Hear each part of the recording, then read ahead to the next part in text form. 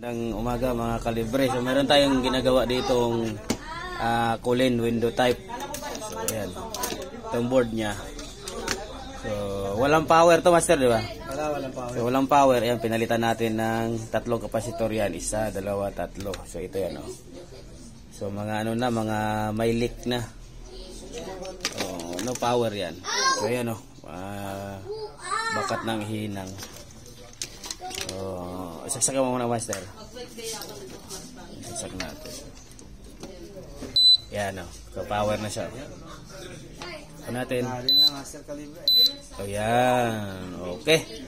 So pag walang power, window type, so check nyo itong tatlong kapasitor na 470, ayun na, pumitik ng relay. 470 microfarad, dalawa, tsaka isang 220 microfarad. 20 volts, so ayos. Kapasitor lang ang problema ng window type.